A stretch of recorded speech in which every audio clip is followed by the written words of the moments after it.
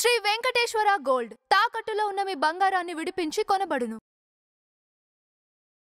Team media ప్రేక్షకులకు స్వాగతం, సుస్వాగతం.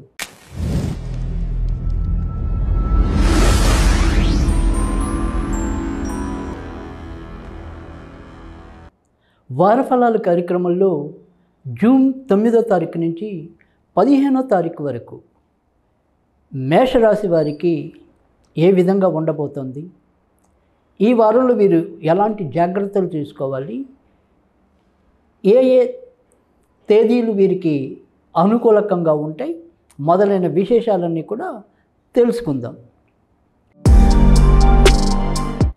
మేషరాశి వారికి ఈ వారంలో మిశ్రమ ఫలితాలు గోచరిస్తున్నాయి. చేపట్టిన పనుల్లో అసందిగ్ధత, ఏది ముందుకెళ్తుందో ఏది వెనక్కి వస్తుందో తెలియని అయోమయ స్థితి.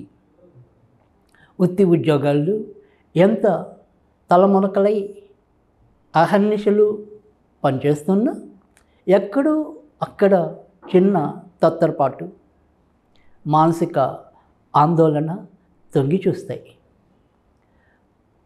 స్వయం వృత్తుల్లో ఉన్నవారికి, వ్యాపారాల్లో ఉన్నవారికి లాభాలు అంతంత మాత్రంగానే కనిపిస్తున్నాయి. పెద్ద పెద్ద ప్రతిష్టాత్మకమైన విజయాలు నోటిదాకా వచ్చినట్టే వచ్చి ఏదో రకంగా కొంత స్తబ్దంగా ఉండిపోయే అవకాశాలు కూడా అలానే కనిపిస్తున్నాయి. విదేశాలకి వెళ్ళాలి అనుకునే మీ మనోరథాలు ఫలిస్తాయి. సంతానపరంగా ఏదో రకమైన ఒత్తిడి ఎదుర్కోవటం అనేది కూడా ఉంటుంది. విద్యార్థులు బాగా శ్రమపడితే తప్ప విజయాలు అందుకునే పరిస్థితులు అంతంత మాత్రంగానే గోచరిస్తున్నాయి. ఇక కొత్తగా షేర్ మార్కెట్లకి ఆ రంగంలో ప్రవేశిద్దాం అనుకునే వారికి ప్రస్తుతం ఉన్న గ్రహస్థితి అంత యోగ్యదాయకంగా లేదు కనుక బాగా అనుభవజ్ఞుల సలహాలతో ముందుకెళ్ళాలని, వారి యొక్క సహాయం తీసుకోవాలి.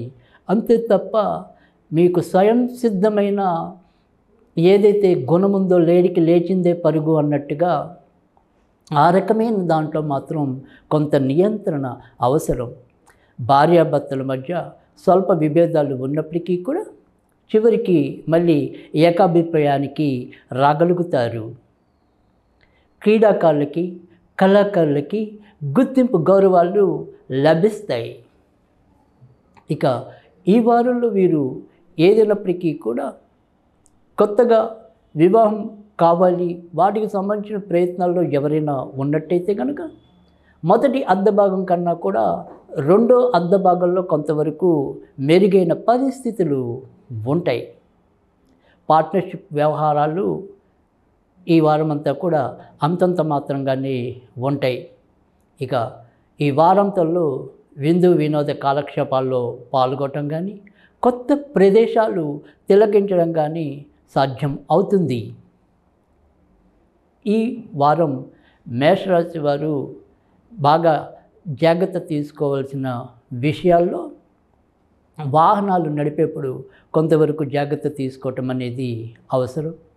అలాగే ఏదైనా సరే కొంతవరకు గాయాలు, వ్రణాలు ఇలాంటివి ఏమైనా సరే కొంత ఇబ్బంది పెట్టే సూచనలు కూడా కల్పిస్తున్నాయి.